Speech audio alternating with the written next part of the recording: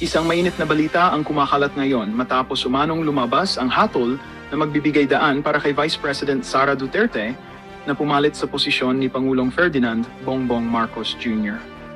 Ayon sa mga ulat, naganap umano ang desisyon matapos ang serye ng lihim na pagpupulong ng mga mataas na opisyal ng gobyerno at ilang makapangyarihang grupo.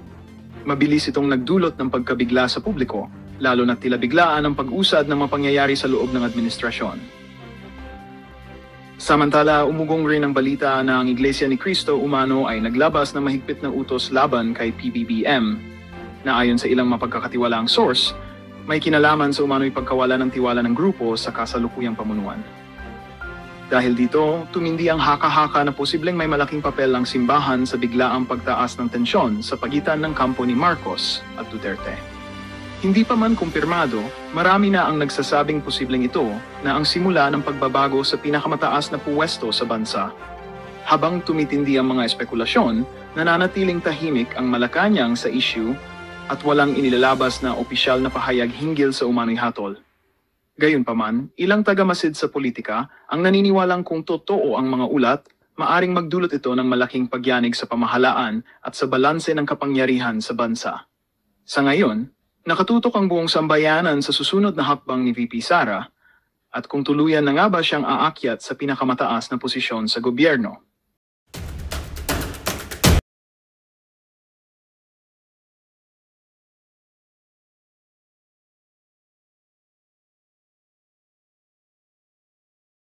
Ganaping rally sa November 17 to 19, 3 araw po yan, pangungunaan po yan ng INC. Mga kareaksyon, yung pangungunahan po ng INC na 3 araw na yan, mga kareaksyon, yan po ang kinatatakutan ng mga bangag sa Malacanang dahil pag nagkaroon po ng build-up, pakinggan po nyo ito, pag nagkaroon po ng build-up, yung 3 days na yan at hindi na po umalis ang mga tao dyan po sa rally na gaganapin sa November 17 to 19, nagkaroon ng build-up yan dahil 3 araw po yan, mga kareaksyon, at hindi na po sila aalis hanggat hindi bumababa itong si Bangag, yan po ang kinatatakutan ng Malacanang, mga kareaksyon. Yang kinatatakutan ng Malacanang na magpapakawala daw po sila ng 1,000 kapulisan, gano'n o 10,000. Kaya dito, mga kareaksyon, pakinggan po natin ito, mga kareaksyon, ha. Ito po ay reaksyon po ng ating idolo na si Sir Saludar na, mga kareaksyon, ito po ay ayon sa isang survey firm na Octa Research na kapag hindi daw po nagkaisa ang mga anti-Duterte ay matatalo po sila sa 2028. Talo na talaga sila, kaya lang ito nga, dahil nga nasa kapangyarihan itong si Bangag, ayaw bumaba sa Malacanang, mga kareaksyon. Pag nga po natin, ha. Nako, ito ho, mga kababayan, matindi ho ito. Dahil sa may binabanggit po, ito hong si Octa Research fellow Professor Ranjit Rai, naku, dapat na rin po magkaisa yung mga anti-Duterte forces. Nandyan po yung Dilawan, Pink. Pag pinagsama, Pinklawan. Yung mga makakaliwa o sinasabing komunista. Siyempre, yung mga Marcos. Dapat daw po magsama-sama yung 4 na yan para meron daw po silang tsansa na talunin. Ito pong si VP Sara Duterte o yung kampo po ng mga Duterte para sa 2028. Mga kababayan. So, yan po ang binabanggit nito hong si Professor Ranjit Rai ng Octa Research. At siguro sila naman nagsasagawa po ng mga survey at alam ho nila, no, yung pulso ng taong bayan. Kasi sabi ho ni Professor Rai, talagang may mga kanya-kanyang solidong bailiwicks, di ba?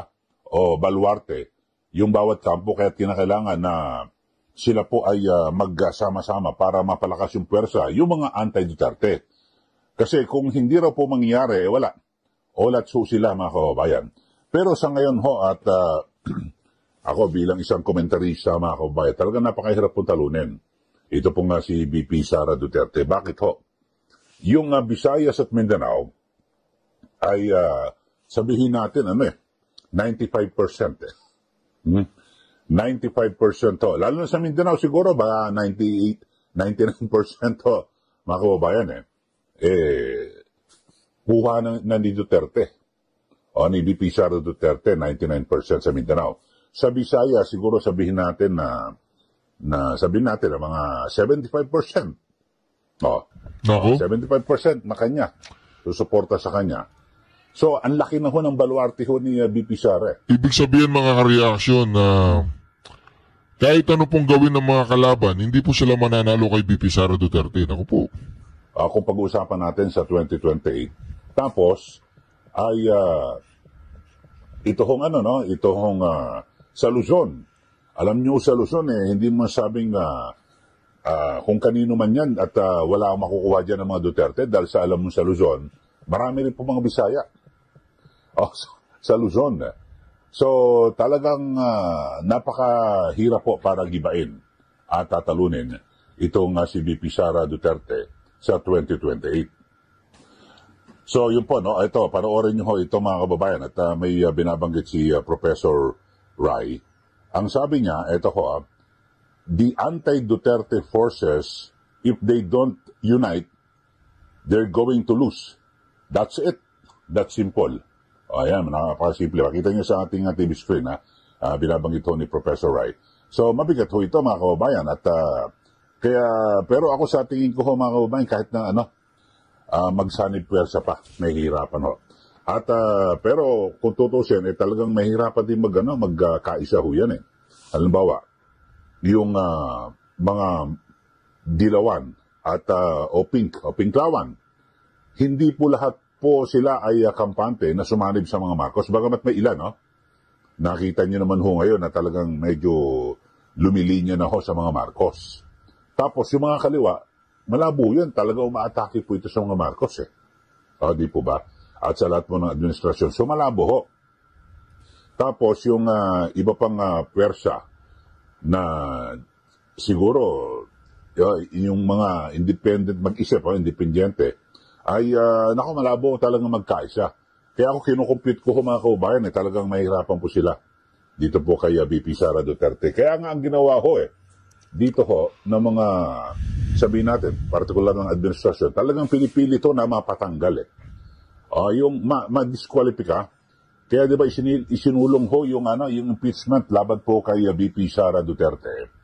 At talagang base nga sa mga report ay bumuhos po ng pera at parang lumilitaw at yung di umano yung mga ulat kasi mismong sina Congressman Toby Chanco nagsabi binigyan ng pera parang suhulo ito na yung mga tupad, AX, yung mga ganyan ayuda parang pangsuhol kasi yan po ang binibigay na ng mga politiko para sa kanilang kampanya. So kapalit daw di umano ng pagpipirma sa impeachment. Kaya lang masaklap po rito mga kababayan, talaga kumisan pag masama ang iyong hangarin di ba? Mabubulilyaso ka talagang, ayun po nangyari. Nabutasan ho sila at may mga may mga mali sa kanilang pagka-file ng impeachment case laban kay VP Sara Duterte dahil sa masyadong minadali. At siguro bukod sa pagmamadali ay kampante dahil sa mayorya po ng mga kongresista ay pumirma.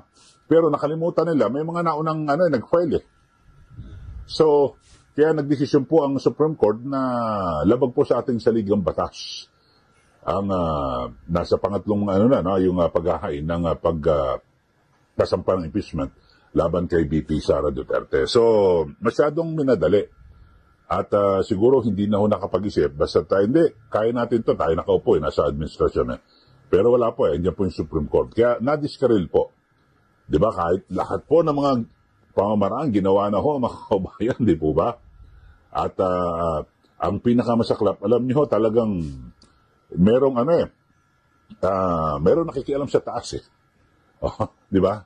Na kung saan, sa atin, sa Panginoon ng mga kababayan, biro mo, nagbuhos din sila noong 2025 elections, midterm elections. Pero sa kabila ng napakaraming pera na sinasabing di umanay inilaan sa kampanya, talo pa rin ho Hindi ho nakuha nila yung mayorya na mga kandidato na nanalo noong 2025 elections. Kasi kung nakuha po nila ang mayorya, tapos na si VP Sara Duterte. Kasi kontrolado, hawak na po ng ng administrasyon yung sa House of Representatives, tapos sa Senado pa, kung nakuha po, halimbawa, yung kandidato ho nila, sa 12 kandidato, kahit na 10 lang ho ang pumasok eh. Tapos may mga naiwan pa sa Senado na kaalyado. So talagang super majority. Sa ngayon ho manipis po eh.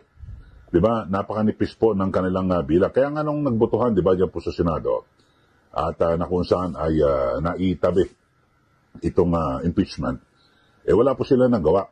Tapos nagkaroon ng pagbabago ng liderato, 'di ba? Natanggal po si Chis Escudero. At nagkaroon po ng bagong majority at minority, pero yung minority napakalakas ho. Konting kibot lang ho eh. Pwede magbago po ng liderato diyan po sa Senado. So yan lang po binabanggit ho natin, mga kababayan. Talagang pag talagang masama po, may kuminsan na pag masama ang hangarin, nabibisto ho, mga kababayan, hindi po basta-basta pinapayagan ho yan ng Diyos eh. Di po ba?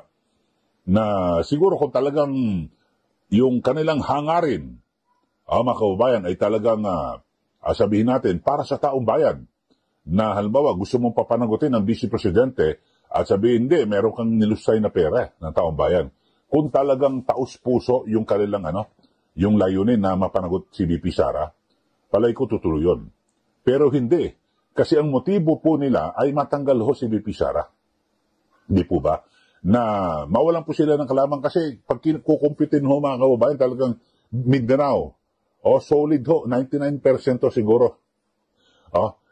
Talagang boboto ho kay VP Sara Duterte. Tapos Bisaya, sige, medyo sila, pero lamang ho doon nasa 75 o 80%. Ako, pananaw ko lang ho, mga kababayan. Tapos sa Luzon, hati-hati, lalo't na ngayon, si dating Governor Chavit Singson, yan, sa Solid North nga ako tinatawag hindi na solid yan. Mga kababayan, kasi sabi niya, supportan niya si VP Sara Duterte. So, hati-hati. Mga kababayan, ako, pananaw ko rito, kahit na sana ipwersa pa ho, yung iba't ibang mga anti-Duterte forces, mukhang mahihirapan po. Kayo ho, mga kababayan, ano po masasabi niyo rito? May tama ho ba? May punto ho, no? Itong si Professor Ranjit Rai, pero sa aking pananaw, sa akin lang ho, at pagtingin, mukhang mahihirapan po. Kaya ang tangi ho na talagang isa lang po sa paraan na pwede ho na mangyari, ay ang gawin ho ng mga talagang anti-Duterte, ay mapatalsik po si VP Sara. Kasi sa February ay pwede na ho sila, no? Pwede na ho. Kasi yung po sabi ng Supreme Court, di ba, February, pwede na ho silang mag-file ulit ng impeachment laban po kay VP Sara Duterte. Pero sa tingin ko, mahirapan na rin sila makakuha ng sapat na bilang ng mga kongresista na pipirma dito sa impeachment. Bakit ho? Hala ng atik kasi sa mga nakaraan, talagang yung iba hong mga kongresista, pumirma dahil sa kailangan ng pondo, bibigyan daw ng pondo At ayun nga, di ba, kay Congressman Chanco, may mga nagsabi na nagbigay ng pondo kapalit ng pirma, di umano. Kasi gagamitin ho nila sa election ngayon, hindi ho pipirma mga yan basta-basta. Kasi, alam nyo naman, baka pumirma ho sila tapos hindi rin nanalo yung impeachment. Kasi mag-ano yan Yung iba, mag-replacing, sige, mauna na kayo. Yung iba, nag-aantay, pag may sapat na nabilang, tsaka lang sasama.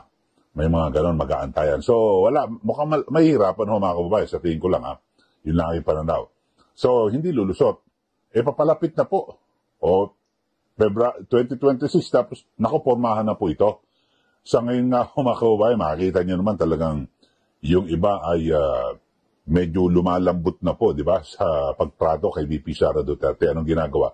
Sa nakarang budget hearing lang ho, yung sa committee level, biglang, yung kortesiya, ibinigay ho kagad, sa Vice Presidente. Sa mga nakarang budget hearing, wala naman ho. Di po ba? So, nagpaparamdam na mukhang, lilipat ng kampo. Kasi dito naman sa atin, mga kababayan, na kapag alam na, ito, lamado at mukhang mananalo, maglilipatan ng mga yan, Kasi bakit ito? Pansariling interest. Yun na. Okay ho. Sige, magbigay na po kayo ng comment dito po sa ating issue ngayon na ang comment ko lang po dyan, mga kareaksyon, maganda po yung sinabi po dito ni Sir Saludar na kung saan, mga kareaksyon, talagang maglilipatan na po yan. Maglilipatan na yan. Lipat na. Wag nyo nang hintayin ano pa kayo, mapusoy. Ano ba tawag doon? Pusoy ba ang tawag? Hindi, Cebu pa rin ata ito, no? Ganyan ang sitwasyon, no? Baha sa Cebu, ha? Oh. Pero alam mo ba kung saan nag-iimbestiga ang ICI ngayon? Ba? Nasa Siyempre, imbestigahan nila yung... dapat ito. Ibig po sabihin dito, meron ng kalamidad doon sa Cebu. Doon sa Cebu ay nagkakamatayan na. Nag-iimbestiga pa itong ICI sa Davao. Dapat yung mga apektado kaagad. ganun ba? Pero ang ICI po ngayon ay nasa Davao City. At ang tinitingnan nila ay yung rock netting project doon. Di ba kamamaha din dyan? Hindi kaya? Hindi ba tinamaan ng tino itong ano? Wala eh. Tinan mo tuyong-tuyo eh. Hindi, kasi baka kako inuuna lang nila yung Davao, next nila Cebu kasi... Di ba? Ewan ko. Rock netting.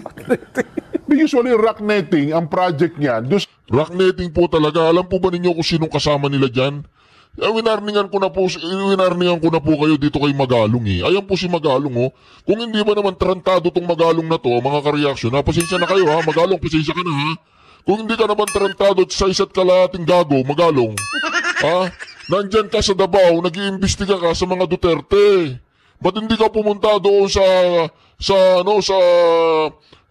Ilocos Norte? Pasintabi po sa mga gusto kay Magalong ha. Ako sa simula pa lang alam ko ng galawan nito eh. Di ba? Kung hindi ba naman trantado at gagong kalahati itong Magalong na to, pupunta yan, pinahiya po siya yan o, kanus amo mag-inspeksyon sa ghost project ni Sandro Marcos ug Martin Romualdez. Kaya pinahiya po siya o pinitsuran po siya mga ka-reaction ha. Kung nasa tamang kaisipan ba naman tong Magalong na to, at hindi siya nakikinabang dito sa ginagawa niyang ito, mga ka-reaction, pupunta pa talaga siya ng Davao at ang i-inspeksyonin niya, rock netting. Rock netting ang i-inspeksyonin niya. Mga ka-reaction, ba't hindi siya pumunta ng Ilocos Norte tsaka sa Leyte? O kaya sa Cebu, ayun nagkakalubugan na sa Cebu. Pupunta pa talaga sila doon sa Davao na wala namang makitang anomalya dyan, ako. Kahit anong gawin nyo dyan, oy Magalong, kung hindi ka pa naman gagot ka, tarantado at kalahati, Magalong, nandyan ka sa Davao, sinisira mo talaga reputasyon mo. Di ba mga ka-reaction? Sinisira niya, bagay, sira ng reputasyon na itong tao na to. Ako sa simula pa lang sinabi ko na po sa inyo, itong si Magalong, isa rin niyang may pagkagago din yan, tsaka tarantado yan. Pupunta ka ng Davao, ba't hindi ka pumunta ng Ilocos Norte kung hindi ka may problema sa pag-iisip, Magalong? sa mga dalisdis, gaya ng Benguet, Mountain Province, kasi mga falling rock. Yun ang sinasalo ng rock netting eh. Parang ito hindi naman, may rock netting ba daw? Isa daw sa investigan dyan, pati yung isang flood control project na nasira last year. Ayan, may counting sira. Pero buo pa rin. Buo yun. Pero nakatulong na ginawang sampayan ah. At ang House of Representatives, ang iimbestigahan naman ay ang Dolomite Beach. Naku, di ba hindi naiya itong si Magalonglong? Hindi, kung hindi ka tarantado tsaka gago, pupunta ka ng Davao, mag-iimbestiga ka dyan. Wala namang anomalya dyan, punta ka ng Ilocos Norte tsaka niya sa Leyte.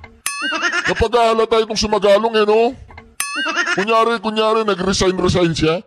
Ngayon kasama na naman yung ICI. Nag-iimbestiga sila sa Davao. Nautusan ka ba ni Pampilo Lacson, Magalong? Nautusan ka ba ni Pampilo Lacson? Tanong lang. Saan ka ba naman nakakita ng ganyan, Jen? Ha? Mukhang, Oo. at least may target sila. Talaga naman. Parang iginaguide na kayo ng katalagahan Oo. Diba? Parang, ito na, ipinakikita na. Yun bang pinagkakatago-tago dati? Oo. Ngayon ay gumagawa ng katalagahan na ito. Oo. Ito ang tutukan ninyo, ito ang imbestigahan ninyo. Para nga ding nangiinis din ang katalagahan dyan Bakit daw? Dahil noong sinabi nilang, hindi kami, sinabi ni Congressman Terry Ridon, bakit nyo ako binabas? Kahit pa 1 milyong troll ang mangbas sa akin araw-araw, tuloy ang investigasyon dyan sa Dolomite Beach. Iimbestigahan natin yan. Oh. Titingnan natin kung talagang kailangan ba yan? Napapakinabangan ba yan? Nagsasayang lang tayo ng pondo dyan? Ang ginawa dyan ng mga nakatalagahan, Oo. nagpuntahan yung maraming isda dyan sa Dolomite. Akala ko nagpuntahan ng maraming tao. Bagamat marami natin laging tao dyan, ano? Oo. Oo. Sa mga larawang viral ngayon, akala ko hindi ako makapaniwala Oo.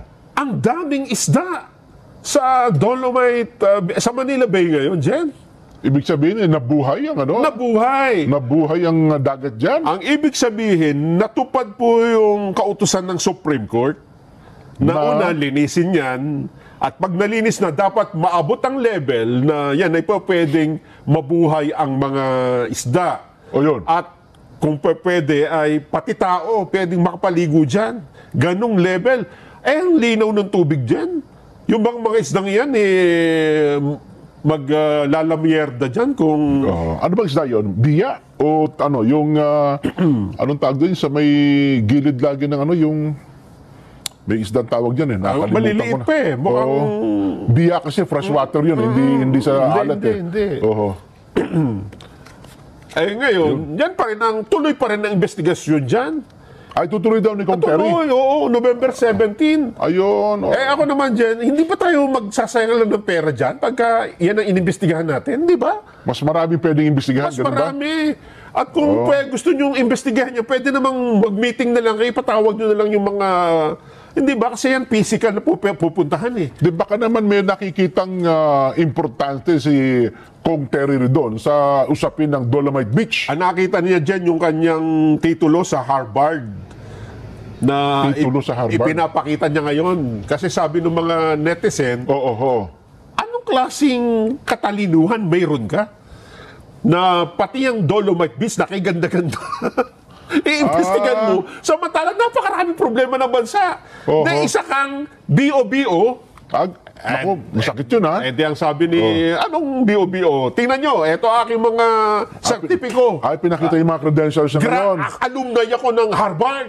Abay, congratulations po. Yung pala, ano pa lang pala yun, parang nag-seminar lang. Nung hinahanap, Na-fact check ba? hindi naman pala makita na siya ay talagang nag-graduate doon, Jen. Iba kasi yung graduate tsaka yung mga... Mayroon silang mga non-formal studies yan eh. 2 weeks, 3 weeks, Yung mga ganon. 1 month, mga ganon. Yes, seminar. oo. Nilagay na niya. Kasi may grupo ng mga congressman dati na inimbita ng Harvard eh. Na yun, parang isang buwan yata. Pero wala pang isang buwan pala, no? Dyan tayo naman, mga nagbabayad ng buwis, di ba? Oho. Papayag ba tayo, mga babayan, na yung ibinabayad ng buwis natin ay sinasayang lang nila na sa mga Ganon. investigasyon na ganito? Bakit imbestigahan mo to? Ano kaya ang motivation? May nakita ba siyang hindi magandang dulot ng Dolomite? Dalawang bagay, Jen. Okay. Una, nagsayang lang daw tayo ng pondo dyan. Sa Dolomite? Oo, pangalawa, Okay. hindi kailangan yan. Dapat ang ginawa daw dyan ay yung filtration ng tubig. Ganon. Hindi ba hindi ba kasama dyan sa... Natural filtration yan. Oo, tsaka alam ko, isang kabuuan, isa lang yung Dolomite eh. Yes, yes, Yun oo. ang parang, kung tawagin ay cosmetic eh. Oo. Mapapaganda. Pero hindi mo mapapaganda yan, Jen. Hindi, halimbawa, yun lang ibabaw ang ginawa mo. Oo. Pinaganda mo lang, pero marumi ang tubig, wala kang makikitang buhay na isda dyan. Ay, oo naman. Oo, tama ka. Oo. Nako. Dapat nga do, sabi mo, ipatawag mo na lang ang DNR, patanggapin mo yung report, di ba? Kasi meron namang mandamos na ng Korte Suprema eh. Yes. Parang 18 government agencies. 13. 13 ba? Agency. So, Ayun, pati kasama tayo LGUs. Yes, marami. kasama. Na sila ay nagre-report buwan-buwan kung ano na status. MMDA, Yan, oh. DENR. Yan, oh. Lahat yan ay inatasan ng Korte Suprema. Manila City Government, LLDA yata, ganun din. Linisin ang Manila Bay. Mula ano yan Bataan hanggang Bulacan, Kaya hanggang Cavite. hindi mo po pwedeng Hindi pala sabihin Ay, tama, na tama, basta-basta ginawa yan dahil yan ay may utos ng Korte Suprema. Ayun. Hindi ba? Oho.